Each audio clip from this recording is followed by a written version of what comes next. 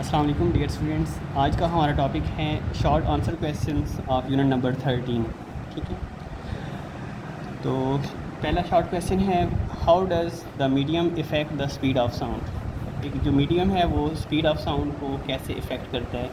तो क्योंकि हम जानते हैं कि जो साउंड है वो एक मैकेनिकल वेव है, तो मैकेनिकल वेव जो होती हैं वो मीडियम के ऊपर रिलाई करती हैं, मीडियम के ऊपर डिपेंड करती हैं।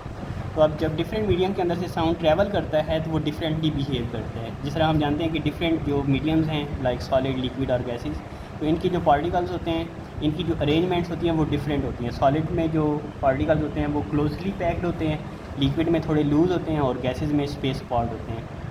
तो जितना आपके पास उनके दरमियान डिस्टेंस जो है वो इंक्रीज़ होता जाएगा तो उनको एक पार्टिकल से दूसरे पार्टिकल तक की वाइब्रेशंस की ट्रांसफरिंग जो है वो मुश्किल होती जाएगी। तो इसी वजह से आपके पास जो साउंड वेव्स हैं वो सॉलिड में सबसे ज़्यादा होते हैं, क्योंकि जो मॉलिक्यूल्स की जो वाइब्रेशंस होती हैं वो इजीली डन हो सकती है, जबकि लिक्विड में थोड़ी सी जो स्पीड ऑफ साउंड है वो कम हो जाती है और गैसेज में जो स्पीड ऑफ साउंड है वो सबसे कम होती है। ठीक है, तो the medium effects the speed of sound because sound travels by vibrating particles. Sound travels fastest in solid due to closely packed particles, slower in liquids and slowest in the gases where particles are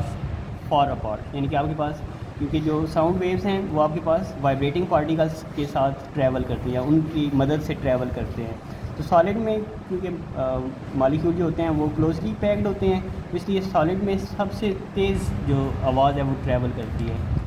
liquid में थोड़ी slowest हो जाती है, slower हो जाती है, और जो गैसेज होती हैं उसमें सबसे कम तरीन हो जाती है, मतलब स्लोएस्ट हो जाती है। ठीक है, इसके बाद है defined sound waves, does sound waves show reflection. क्या साउंड वेव्स हैं वो रिफ्लेक्शन शो करते हैं। तो क्योंकि जो वेव्स होते हैं वो सारी जो प्रॉपर्टीज़ होती हैं वो अपने अंदर एग्जिबिट करते हैं, तो तभी हम उनको वेव्स की कैटेगरी के अंदर जो है वो डिक्लेयर करते हैं। तो साउंड वेव्स जो हैं, क्योंकि ये भी वेव की एक टाइप हैं, तो डेफिनेटली जो आपके पास साउंड वेव्स हैं ये भी अपने अंदर रिफ्लेक्शन जो है वो एग्जिबिट करते हैं। तो yes, sound waves do show reflection, यानी कि आपके पास जो साउंड वेव्स हैं ये भी रिफ्लेक्शन शो करते हैं। मतलब ये वेव जब एक मीडियम के ऊपर जाकर हिट करते हैं तो जिस मीडियम से ये ट्रैवल करके आते हैं उसी मीडियम में जो है ये बाउंस बैक हो जाते हैं। मतलब ये भी अपने अंदर जो रिफ्लेक्शन है वो डन कर सकते हैं, और इनकी रिफ्लेक्शन को हम इको भी कहते हैं, मतलब जो हमें रिपीटेड साउंड जो है वो हमें सुनाई देता है। When sound waves encounter on a surface of obstacle, obstacle कहते हैं रुकावट को, मतलब किसी बैरियर के साथ जाके साउंड वेव्स जो हैं वो हिट करते हैं। They bounce back creating an echo. This is known as reflection of sound and it allows us to hear sounds even if the source is not directly visible। यानी कि जो दूर दराज की जो मतलब एक माउंटेन या कोई एक टॉल बिल्डिंग है जो हमसे काफ़ी फासले पर है, तो साउंड वेव उनसे टकराने के बाद जो हैं वो दोबारा हमारे कान के पर्दे के साथ अगर हिट करेंगे और हमें जो आवाज़ है वो दोबारा से सुनाई देगी। इवन कि जो आपके पास वो जो टॉल बिल्डिंग्स या जो माउंटेन्स हैं वो हमें नज़र भी ना आ रही हों या हमसे दूर भी हों, तब भी हमें जो साउंड वेव्स हैं वो सुनाई दे सकती हैं। Such a hearing someone shout from behind a wall, जैसे कि आप कोई एक बंदा जो है वो दीवार के पीछे से जो है वो साउंड प्रोड्यूस कर रहा है या वो चिल्ला रहा है, तो उसकी जो आवाज़ है वो हमें शाउटिंग्स वॉइस जो है वो हमें सुनाई देगी। इसके बाद है what factor influence the loudness of sound. जो आपके पास लाउडनेस ऑफ साउंड है यानी कि जो आवाज़ की बुलंदी है वो किन फैक्टर से असरअंदाज हो सकती है। तो जो आपके पास इसके मेन फैक्टर्स हैं, जो आपके पास साउंड की लाउडनेस है वो डिपेंड करती है amplitude of the vibrating body, यानी कि अगर आपके पास लार्जर एम्पलीट्यूड होगा तो लाउडर साउंड होगी, यानी कि ये एक दूसरे के डायरेक्टली प्रोपोर्शनल है। एरिया ऑफ वाइब्रेटिंग बॉडी, यानी कि अगर आपके पास एक लार्जर एरिया है, जैसे हमने उस दिन डिस्कस किया था कि अगर एक जो ड्रम यानी कि एक जो ढोल है वो छोटे साइज़ का है यानी कि ढोलकी है, तो उसका जो साउंड है या उसकी जो लाउडनेस है वो कम होगी, जबकि ढोल की आवाज़ जो है वो ज़्यादा होगी। यानी कि एरिया जो है वो लार्जर होगा तो आपके पास जो लाउडनेस है वो ज़्यादा हो जाएगी, और अगर एरिया कम होगा तो लाउडनेस जो है वो कम हो जाएगी। इस तरह distance from the sound source, यानी कि जिस जगह से हम आवाज़ सुन रहे हैं और जिस जगह से आवाज़ जो है वो प्रोड्यूस हो रही है उन लिसनर और साउंडिंग ऑब्जेक्ट के दरमियान जो डिस्टेंस है अगर वो कम है तो उसको एक लार्जर साउंड सुनाई देगा या एक लाउडर साउंड जो है वो सुनाई देगा। लेकिन अगर डिस्टेंस ज़्यादा है तो उसको जो आवाज़ है वो कम सुनाई देगी, यानी कि फ़ासला जो है वो लाउडनेस के इन्वर्सली प्रोपोर्शनल है। यानी कि अगर फ़ासला कम होगा यानी कि डिस्टेंस कम होगा तो लाउडर साउंड होगी, यानी कि लाउडनेस ज़्यादा होगी, और अगर डिस्टेंस ज़्यादा होगा तो जो आपके पास लाउडनेस है वो कम हो जाएगी। इसके बाद है why do we hear an echo when we clap near a building, यानी कि जब हम एक बिल्डिंग के करीब क्लैप करते हैं तो हम एक जो इको है वो हमें वो इको जो है वो क्यों सुनाई देती है। तो उसकी रीज़न क्या होती है कि आपके पास जो इको है बेसिकली यानी कि रिफ्लेक्शन ऑफ साउंड जो है वो डन होती है, मतलब उसके अंदर जो रिफ्लेक्शन ऑफ साउंड का जो फिनोमेना है वो टेक प्लेस होता है कि जैसे ही जो क्लैप साउंड है वो एक टॉल बिल्डिंग के साथ जाके हिट करती है तो वहाँ पर जो रिफ्लेक्शन की वजह से जो साउंड है वो दोबारा जो है वो बाउंस बैक होती है और हमारे ईयर ड्रम के साथ आकर हिट करती है, तो हमें जो आवाज़ है वो दोबारा सुनाई देती है। और उसके लिए कुछ कंडीशंस भी हैं, यानी कि उन कंडीशन के तहत अगर वो साउंड वेव्स जाकर हिट करते हैं तो हमारा जो ब्रेन है वो उसकी परसेप्शन या उसकी जो रिटेनिंग ऑफ साउंड है वो 0.1 सेकंड के अंदर अंदर जो है वो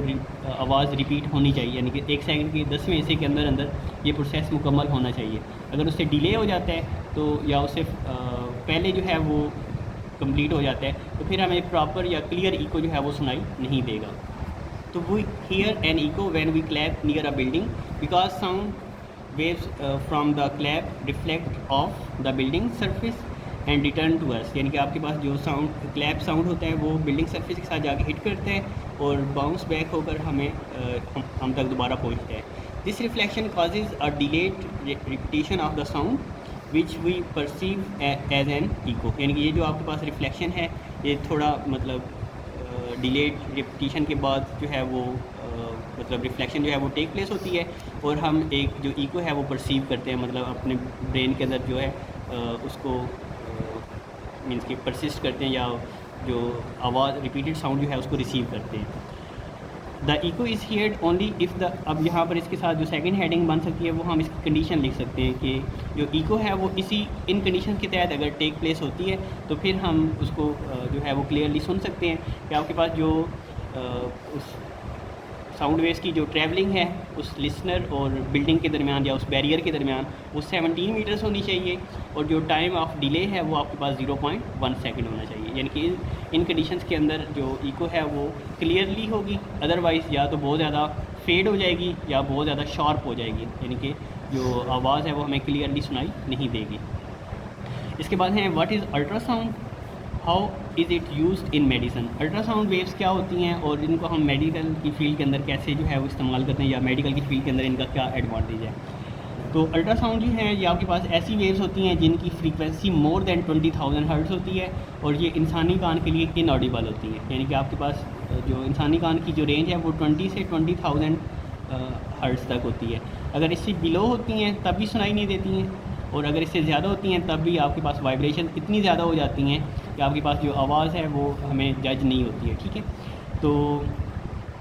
अल्ट्रासाउंड वेव्स जो हैं ये ऐसी वेव्स हैं जिनकी फ्रीक्वेंसी मोर देन 20,000 हर्ट्ज़ होती है और ये इंसानी कान के लिए नाकाबिल इस्तेमाल होती है। इसके बाद इसका मेडिकल के अंदर जो यूज़ है, ultrasound is widely used in medical diagnostic and treatments. जो आपके पास अल्ट्रासाउंड वेव्स हैं ये हम मेडिकल की फील्ड के अंदर इलाज मुआवजे के लिए जो है वो इस्तेमाल करते हैं। When ultrasonic waves pass through the body, they reflect differently from various tissues and organs. जब आपके पास अल्ट्रासोनिक वेव्स जो हैं ये ह्यूमन बॉडी के अंदर से गुजरती हैं तो ये मुख्तलिफ अंदाज से जो है वो रिफ्लेक्ट होती हैं और मुख्तलिफ टिश्यूज़ या ऑर्गन से टकराते हुए उनका जो इमेज है वो स्क्रीन के ऊपर अपीयर करवाती हैं। These reflected waves are then captured and converted into images on the screen, यानी कि ये जो रिफ्लेक्टेड वेव्स होती हैं जो टिश्यूज़ और ऑर्गन से टकराने के बाद रिसीव होती हैं तो इनको कैप्चर किया जाता है और इनका जो इमेज है वो स्क्रीन के ऊपर अपीयर करवाया जाता है। A process known as ultrasonography, और इस प्रोसेस को हम अल्ट्रासोनोग्राफी कहते हैं। This helps in visualizing organs such as the heart, liver and kidneys as well as in monitoring the pregnancies. और जो आपके पास ये जो प्रोसेस है ये आपके पास मुख्तलिफ जो ऑर्गन्स हैं हार्ट, लिवर और किडनीज़ और एज़ वेल एज़ जो प्रेगनेंसीज़ हैं उनको जो है वो अपीयर करवाने के लिए या उनको शो करवाने के लिए हम इसका मीन्स के एक्सरे वाला वो जो पेज होता है या जो स्क्रीन के ऊपर इनके जो इमेजेस हैं वो विजुलाइज़ कर सकते हैं। तो यहाँ तक।